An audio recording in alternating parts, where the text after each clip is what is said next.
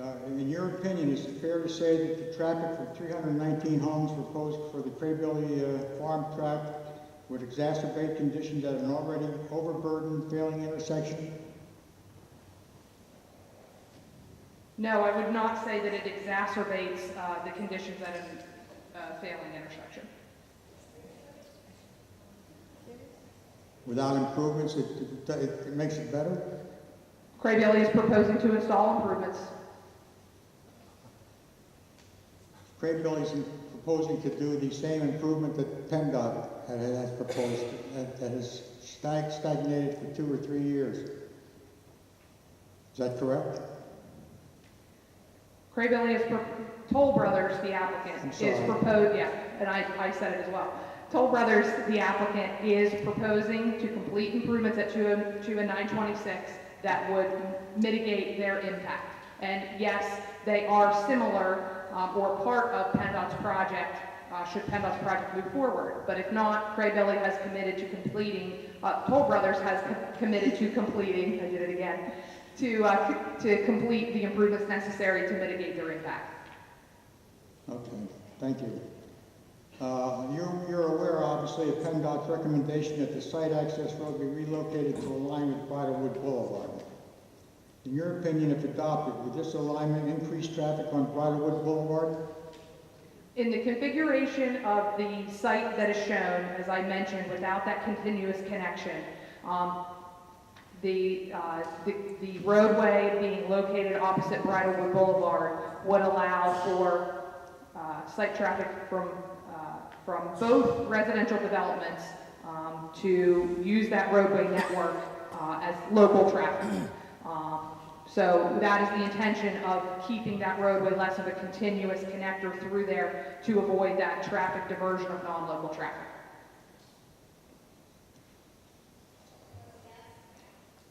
Well, would that increase the traffic on Bridlewood Boulevard? It could allow traffic from the new development to use Bridlewood, and it could also allow Bridlewood traffic to use the roadway through the site. So it could result in just a swapping of traffic. Okay, do you have any idea what that increase would be? Have you done any analysis on the count, on the amount of cars or traffic that would be added to that? At this point, we haven't completed detailed calculations on what those traffic maneuvers would be. Do you have any knowledge of the Brandywine and Thornbury community? Yes. In terms of traffic, the roadways, from other work that I've done in addition to this site. And you think that the increased traffic would impact the lifestyle of the people that live in Brandywine and Thornbury? I don't think I spoke to an increase in traffic that would result. Okay. In your opinion, is the alignment with Bridlewood Boulevard a better design than originally submitted? I'm sorry, could you repeat that? In your opinion, as a traffic engineer, is the alignment with Bridlewood Boulevard a better design than you originally submitted?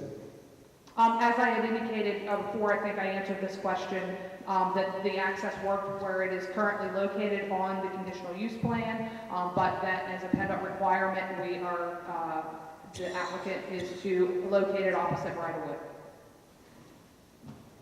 All right, I think my last question. Condition 14 of the Planning Commission's recommendation to the Board of Supervisors stated in part, applicant shall implement traffic calming measures in accordance with plans to be developed in coordination with and approved. Mr. Spalt, slow down a little bit. When you read, you're going super fast for the lady that has to take down everything you're saying. So I thought you wanted another break. can you downshift the traffic a little bit? Slow down a little bit. I'm sorry. Thank you. You start over on that one. You're familiar with condition 14 of the Planning Commission's recommendation to the Board of Supervisors? Yes. All right. I'll only read it in part. It refers to three applicant shall implement traffic calming measures in accordance with plans to be developed in coordination with and approved by the townships along the following roads. One of those roads is Bridlewood Boulevard in conjunction with Thornbury Township. Does the applicant accept this condition? The applicant is in discussions with Thornbury Township to discuss potential traffic calming. Okay. That's all I have at this time. I reserve some right to ask some more questions when I have a chance to review the documents, the exhibits that were presented tonight. Thank you, Mr. Fall. Appreciate it. Thank you.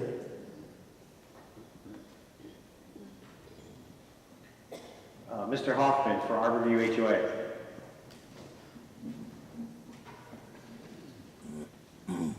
Good evening, Ms. Kline. How are you? Good, how are you?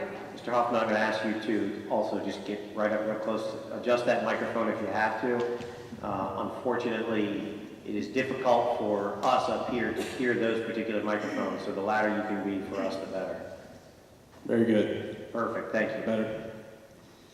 And I believe you previously testified to this. You mentioned that your client had agreed to move the West Pleasant Grove East access west, and I believe the figure you gave was approximately 600 to 800 feet. Do you recall that? Yes. Is that correct? Does that match your testimony? Yes. If you were to take your red clicker there, would you be able to approximate on the map where you think that may fall based on the scale as best you can?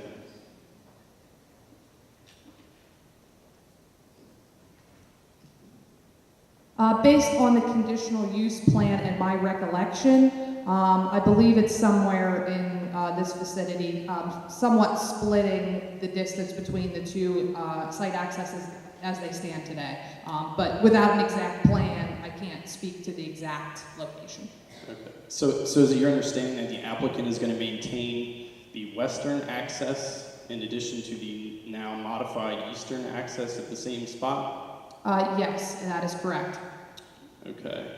And do you recall the rationale as to why the eastern access was moved to the west? Yes, at the location that's currently shown on the conditional use plan, the site access does not meet the required site distance criteria. Do you recall why that was? There are physical impediments that block site distance at that location. Isn't it true that there's a crest approximately 250 feet to the west of the eastern access? Yes, that is correct. Okay. And was that apparent on your report that you provided with regards to where the proposed eastern access was going to originally situate itself? Yes, as I recall, that was in the report. Okay. Have you conducted any safety studies with regards to the traffic increase and bus stop activity on West Pleasant Grove? As part of the PennDOT process, we were required and we did submit a crash summary to PennDOT for their review. Okay. Do you have any concerns as you stand here today having the new proposed east access road sit on a blind hill crest over where the Arborview entrance now sits from a safety standpoint? As indicated in our report, we did have concerns with the location of the site access opposite Hidden Pond as it's shown on the plan, and that's why it is now proposed to move that location. So you feel in its newly amended location, it's in a more optimal location? Yes, based on field observations and measurements at that location, it exceeds the site distance requirements.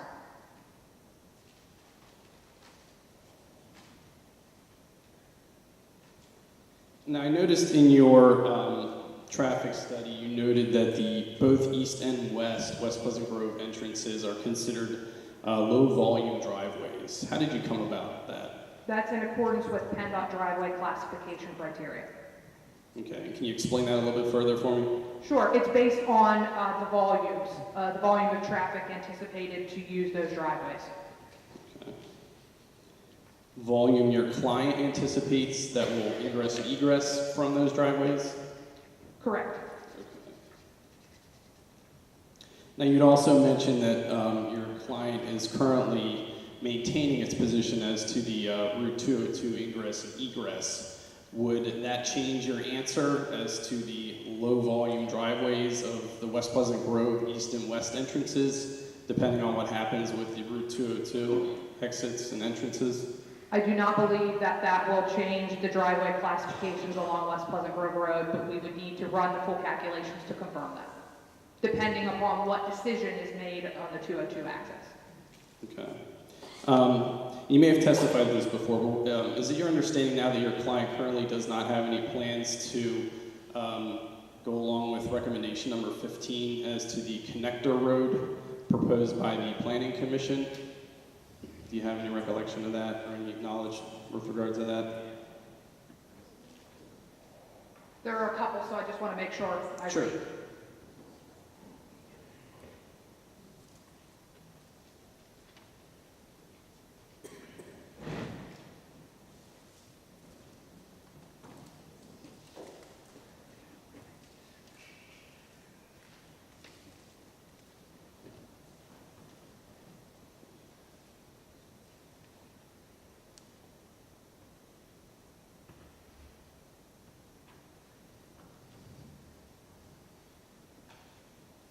At this point, what is referenced in number 15 is not what's proposed.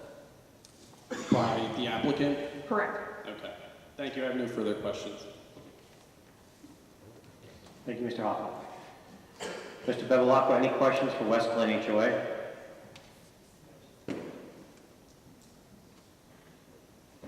Just one point for the record. If you look at PennDOT's approved TIP projects, and PennDOT did come and talk to the township before, I think somebody... Okay. Yeah, somebody needs to go on record with facts. Objection. Is this a question? No, not yet, Mr. Bevilacqua. I need a question from you for this Okay. witness. A question. Have you looked at the PennDOT approved TIP projects for the next few years and what's approved for the improvements of the intersection of 926 and 202? Yes, this project is on the tip. Yeah, and I'm looking at the TIP project now, and I do see the project approved for $3.3 million, so it's out there. I just want to make sure that people know, for the record, that PennDOT has it as an approved project on the TIP plan. Thank you for confirming. Thank you. Mr. Bevilacqua, do you or Mr. Scanlon have any questions for the school district? Mr. Scanlon, go ahead. Thank you. Couple questions. First of all, the peak hours. I guess the table 4. Look at table 4. Thanks, Ian. Are we in Exhibit A33? Yes, it's correct. Yeah, where we had the grades of the, I guess the intersections. The intersection at 926 and 202 received an F. It was 190.9. What does 190.9 mean? That is seconds of average delay. Seconds of average delay. Correct. What would it take to make that from an F to a C? We would have to complete analysis to give that answer. Okay. The traffic counts, when they were done, were they done at, they were morning traffic counts, were they done at 6:30 in the morning? We were required to do traffic counts from 7 a.m. to 9 a.m. All right, 7 to 9, okay, Correct. so 7:30, 8:30 were part of that. How about in the afternoon, at 2:30 or 3:30 or 4:30? 4 to 6. Okay, 4 to 6. Okay, are there sidewalks in the development coming all the way out? Another in through there? Are they coming out to 926 and then also on Pleasant Grove Road? That's more of a question for the site engineer. Okay. And are there stop signs within that development to slow traffic down? There certainly would be stop signs at intersections within the development. Okay. Do we know how many? Do we know how many? Not at this point, no. Okay. For the traffic study, did you observe any school buses going through the intersection of 926 and 202 or 926 and New Street? I'm sure that we did. I can't speak to number of school vehicles specifically, but what we do during our traffic counts is we account for separately any heavy vehicles, which school buses are a part of. Okay, and how far is it distance-wise from the entrance at 926 to the entrance at Pleasant Grove Road? Through the site, Yes. I can't say that I've measured that distance along the roadways. Okay. And I ask that as for the school district, we have to plan for bus stops and transportation. Okay, how about, was there any estimates of time if there was a bus stop on 926 at the entrance? What would that do to the intersection at 202 and 926? Bus stop planning was not a part of the study. Okay. Currently we have bus stops outside of developments, as long as the sight lines are they clear sight lines at that intersection Yes. for a bus stop to be located? The site distance at the intersection exceeds the requirements. Okay, so we could put a bus stop on 926. What I can, again, we didn't do bus stop planning. What I can speak to is that there is sufficient site distance at that Okay, location. and that's what we would require. Okay, thank you. Thank you. Thank you, Mr. Scanlon. I believe I saw Mr. McFalls for Westminster Presbyterian Church come in at some point. Mr. McFalls, any question? Thank you. Mr. Ferrio, I believe you showed up also for Quarry Swimming Association. Any questions?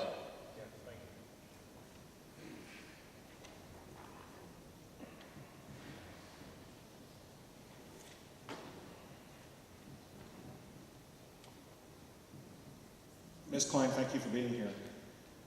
My first question is, do you or any of the engineers doing this traffic study drive on any of these roads on a regular basis at rush hour?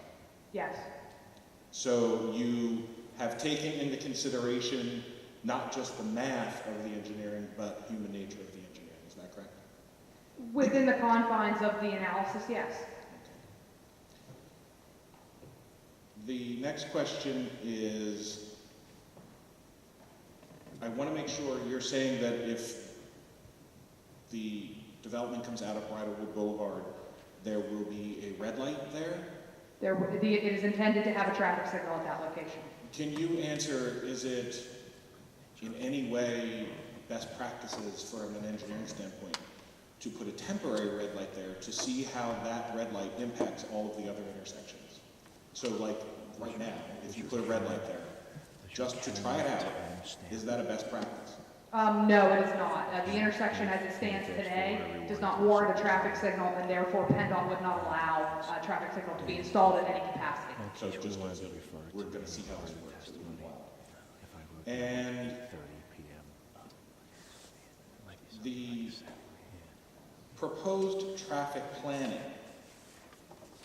does that take into consideration, so I think what your goal would be to keep traffic moving on Street Road at a continuous pace, is that correct? Not necessarily. So does it take into consideration on New Street or Street Road any of the neighborhoods that aren't necessarily developments or driveways that aren't developments, how it will impact them, how any of this change will impact them? It certainly does from the standpoint that we have to look at the vehicular queues.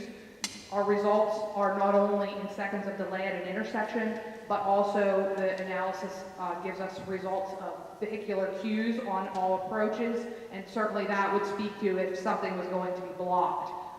That the results would speak to that. All right, I'm not worried about blocked. Blocked is easy because people are nice and they let you out of your driveway. How about when it's not blocked and traffic is moving at a more continuous pace? And how far back on Street Road did you go westbound? How far back on Street Road did we? Does that impact what you just said for queues? How far back does that go on Street Road to the west? From where? So say New Street. So you're at the New Street intersection. New Street and 926. Right. Okay. So was there any impact study done to any of the driveways along either New Street right at that intersection or street road right at that intersection. So there's a lot of driveways right there, and there's some neighborhoods that come out to the west and to the north of that intersection. What we're required to look at is similar to the delay. We're required to mitigate the queues. So we're required to have conditions that are similar to without development conditions. So the improvements have to speak to not only the delay, but the queues. So you're saying that these changes should have zero impact on any of those driveways or neighborhoods anywhere near that intersection of New and 926? No, that's not what I said. We'd have to talk about specific driveways, and that's not an evaluation that has been completed as part of the study. Will it be? At this point, no. We've completed a study that is in accordance with the scope required by PennDOT and the township. So for the Quarry Swimming Association specifically, people will be making a left-hand turn on New Street to get into the property. So do you anticipate that being a problem in any way? No, because the amount of traffic that this development is adding to New Street is minimal. Again, we have no access to that roadway. But the amount of traffic that the red light on Street Road at Bridlewood Boulevard is going to have a major impact on that intersection? Or you're saying you don't think it will? If your intersection is on New Street, no. Well, it will. How about emergency response times getting to a property, especially a swimming association, where seconds are critical? Again, what we're required to do is to mitigate any impact so that it's the same or better than without development. So. And last question, am I correct in also understanding that you'll be adding left-hand turn lanes at the intersection of 926 and New Street? Are there going to be new lanes, new turn lanes there?